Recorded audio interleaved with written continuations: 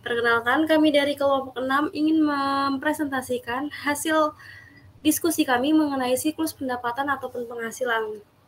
Sebelumnya perkenalkan, saya Nabila Puspitasari dengan NIM 20231050.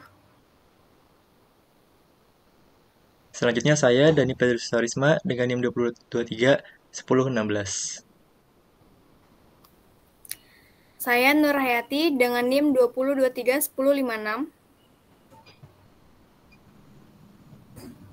Saya Novita Pratiwi Ramadhani dengan NIM 20231054. Oke, kita masuk ke pertama, yaitu pengertian siklus, tujuan, manfaat, pihak yang terkait, aktivitas atau alur atau proses dari siklus pendapatan. Yang pertama, pengertian. Siklus pendapatan adalah serangkaian aktivitas bisnis berulang dan operasi pemrosesan informasi terkait data yang terkait dengan penyediaan barang dan jasa kepada pelanggan dan mengumpulkan uang tunai sebagai pembayaran atas penjualan tersebut. Siklus pendapatan memiliki beberapa siklus, yaitu sales order processing, yaitu kegiatan menerima dan memproses pesanan dari pelanggan, mengisi pesanan, dan mengirim produk pelanggan. Prosesnya yaitu menerima pesanan, memeriksa kredit, mengambil barang, mengirim barang, menagih pelanggan, memperbarui catatan inventaris, memperbarui piutang dagang, dan posting ke buku besar. Selanjutnya, yang kedua yaitu sales return procedure, yaitu bagian ini memperkirakan berapa persen penjualan yang dikembalikan oleh pelanggan. Prosesnya yaitu mempersiapkan slip pengembalian, mempersiapkan memo kredit, menyetujui memo kredit, memperbarui jurnal penjualan, memperbarui catatan inventaris dan piutang dagang, dan memperbarui buku besar. Yang ketiga ada cash receipt process. Ini bagian ini menjelaskan transaksi kredit yang muncul di penegakan di account receivable. Prosesnya yaitu membuka surat dan mempersiapkan bukti pembayaran, menerima dan mengamankan kas, mendepositkan kas di bank, menyesuaikan pembayaran dengan pelanggan dan menyesuaikan dengan akun yang sesuai, mencatat ke akun dan merekonsiliasi detail keuangan dari transaksi. Next. Selanjutnya ada tujuan dan manfaat. Tujuannya yaitu mengumpulkan, memproses, melaporkan informasi yang berkaitan dengan aspek keuangan dari kegiatan bisnis perusahaan, menyediakan produk yang tepat di tempat yang tepat pada saat yang tepat untuk harga yang sesuai, mencatat order penjualan dengan cepat dan akurat, memeriksa kelayakan kredit pelanggan, mengirimkan produk atau jasa sesuai hari yang ditentukan, melakukan penagihan dengan tepat dan waktu akurat, mencatat dan mengklasifikasi penerimaan kas dengan cepat dan akurat, posting penjualan dan penerimaan kas pada buku pembantu piutang yang sesuai, mengamankan produk sampai barang dikirim, mengamankan kas sampai didepositkan. Lanjut untuk manfaatnya yaitu meningkatkan efisiensi dan efektivitas dalam pengelolaan penjualan, penerimaan pembayaran dari pelanggan, pengelolaan faktur penjualan, serta integrasi data. Menghasilkan entry jurnal penjualan, pengakuan pendapatan, dan pengelompokan piutang usaha, memudahkan dalam pengambilan keputusan dengan menyediakan informasi yang akurat dan tepat waktu. Terakhir yaitu membantu dalam pengawasan dan memastikan keandalan informasi terhadap sumber daya perusahaan.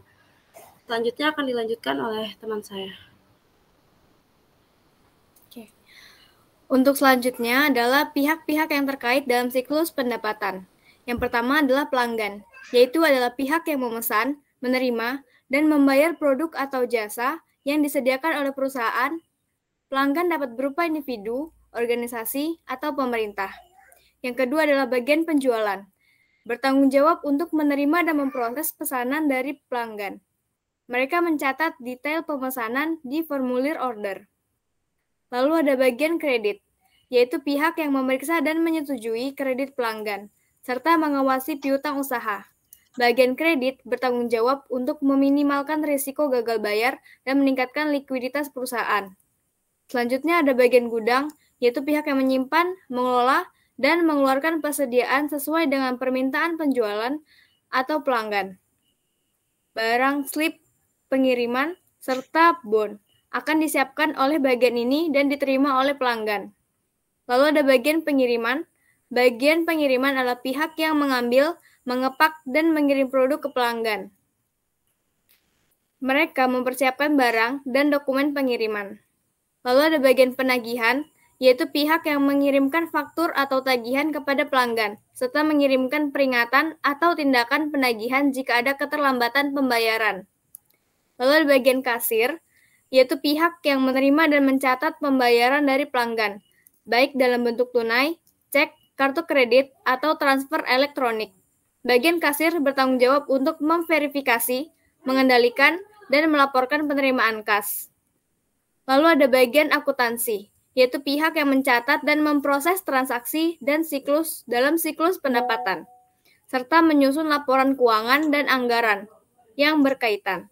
Bagian akuntansi bertanggung jawab untuk menyediakan informasi yang akurat, relevan, dan tepat waktu kepada manajemen dan pihak eksternal.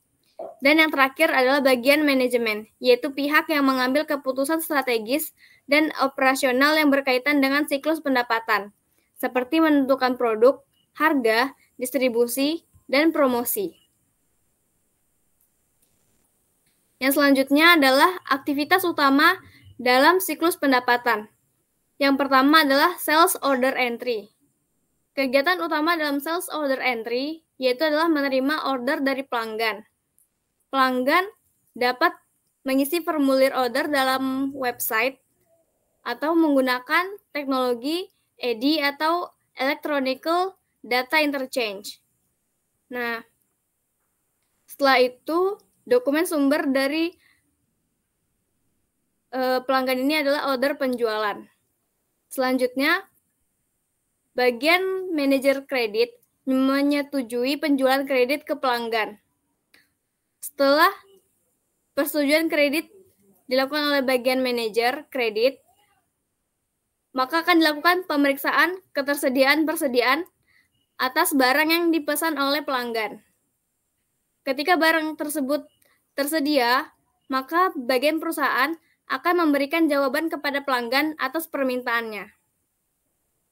Aktivitas yang kedua adalah shipping, yaitu aktivitas yang dilakukan adalah mengambil dan mengemas order dengan dokumen sumber picking ticket. Setelah barang dikemas, lalu akan dikirimkan kepada pelanggan melalui kurir yang bekerja sama. Dokumen sumbernya adalah packing slip dan bill of lading. Aktivitas yang ketiga yaitu billing atau penagihan, yaitu yang pertama, membuat tagihan untuk pelanggan. Dokumen sumbernya adalah tagihan atau faktur pelanggan. Lalu, memuktahirkan piutang dagang. Dokumen sumbernya adalah memo kredit dan laporan bulanan. Yang terakhir adalah cash collection, yaitu memproses pembayaran pelanggan dan memutakhirkan saldo buku besar piutang perusahaan per pelanggan. Lalu ada pengiriman uang. Pembayaran kemudian disetorkan ke bank.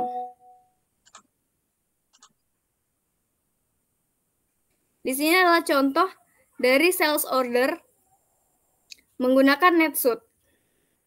Di bagian sini adalah order number dari pesanan pelanggan. Dan di bagian sini adalah data tentang penjualan, yaitu item number dan kuantitas orderannya. Dan di sini adalah contoh pengecekan inventory dalam perusahaan. Baik, dan selanjutnya akan dilanjutkan oleh teman saya. Oke, baik. Sekarang bagian C, catatan proses penjualan dan penerimaan pembayaran. Pertama ada proses penjualan. Yang pertama, mencatat pesanan dari pelanggan, serta memeriksa kredit dan ketersediaan stok. Tujuannya untuk menangkap data pesanan penjualan secara akurat dan tepat waktu, serta untuk memastikan bahwa pelanggan memiliki kredit yang cukup dan barang yang dipesan tersedia. Lalu yang kedua, mengemas dan mengirim barang pada pesanan. Tujuannya yaitu untuk mengirimkan barang atau jasa yang tepat dalam jumlah, waktu, serta kepada pelanggan yang tepat juga. Yang ketiga, mengirimkan faktur kepada pelanggan dan mencatat piutang dagang. Tujuannya untuk mengirimkan tagihan yang akurat dan tepat waktu kepada pelanggan, serta untuk mencatat piutang dagang secara benar dan lengkap. Lalu yang terakhir, mengelola retur penjualan, garansi, dan penyesuaian harga. Tujuannya yaitu untuk menangani permintaan pelanggan dalam mengembalikan barang, mengklaim garansi, atau mendapatkan diskon atau kredit atas harga yang telah ditetapkan. Selanjutnya ada penerimaan pembayaran. Yang pertama, yaitu membuka surat dan mempersiapkan bukti pembayaran. Kasir membuka surat dan mempersiapkan bukti pembayaran tersebut. Lalu yang kedua ada menerima dan mengamankan kas. Kasir menerima dan mengamankan kas tersebut. Yang ketiga mendepositkan kas di bank. Kas yang diterima akan didepositkan di bank. Lalu yang keempat menyesuaikan pembayaran dengan pelanggan dan menyesuaikan dengan akun yang sesuai. Kasir ini menyesuaikan pembayaran dengan pelanggan dan menyesuaikan dengan akun yang sesuai tersebut. Lalu yang terakhir mencatat akun dan merekonsilisasi detail keuangan dari transaksi. Nah, kasir ini harus mencatat akun dan merekonsilisasi detail keuangan dari transaksi. Baik, selanjutnya.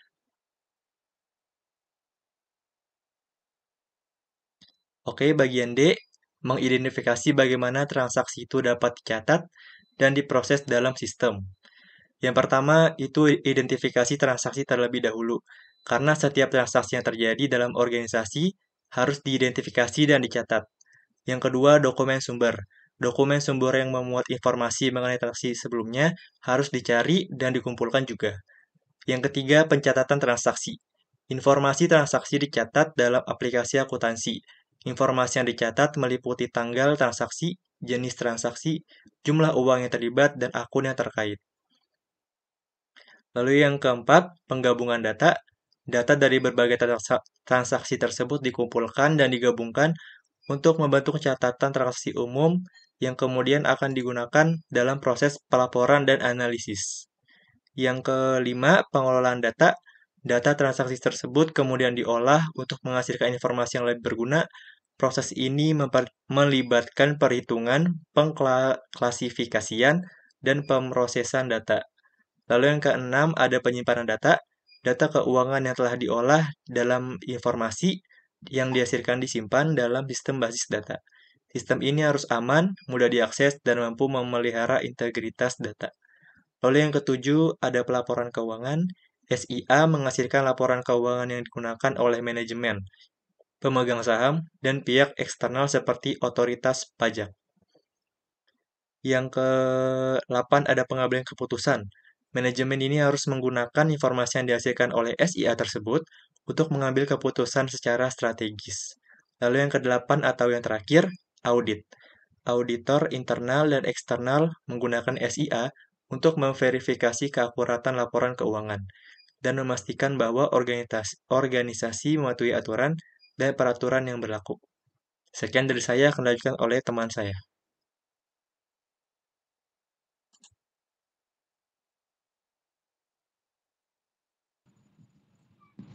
Selanjutnya, di bagian E adalah bagaimana laporan penjualan biasanya dibuat dan digunakan dalam pengambilan keputusan manajemen. Nah, jadi laporan penjualan itu adalah laporan yang menunjukkan jumlah, jenis, dan sumber pendapatan yang diperoleh perusahaan dari penjualan barang atau jasa dalam periode tertentu. Nah, jadi laporan penjualan ini biasanya dibuat secara berkala, seperti harian, mingguan, bulanan, kuartalan, atau tahunan. Jadi tergantung pada kebutuhan manajemennya. Nah, untuk membuat laporan penjualan ini, perusahaan harus mengumpulkan, mengelola, dan menganalisis data penjualan dari berbagai sumber, seperti sistem informasi akuntansi, sistem entry data, sistem CRM, sistem EDI, dan sistem POS. Laporan penjualan harus disajikan dalam format yang mudah dipahami seperti tabel, grafik, atau diagram. Laporan penjualan ini harus mencakup informasi yang relevan, akurat, tepat waktu, dan lengkap. Next. Laporan penjualan dapat digunakan dalam pengambilan keputusan manajemen dalam sebuah siklus pendapatan dengan berbagai cara, antara lain yang pertama itu ada mengukur kinerja penjualan perusahaan, baik secara keseluruhan maupun berdasarkan segmen pasar, produk, wilayah, dan saluran distribusi. Dan yang kedua itu ada mengidentifikasi tren, pola, atau masalah dalam penjualan seperti musiman, fluktuasi, pertumbuhan, atau penurunan. Dan yang ketiga, menentukan strategi pemasaran, penetapan harga, promosi, atau pengembangan produk yang sesuai dengan kondisi pasar dan permintaan pelanggan. Yang keempat, mengevaluasi efektivitas dan efisiensi proses penjualan seperti entry pesanan, pengiriman, penagihan, dan penerimaan kas. Yang kelima, mengendalikan piutang dagang, retur penjualan, garansi, dan penyesuaian harga. Dan yang terakhir itu merencanakan anggaran, proyeksi, atau target penjualan untuk periode berikutnya.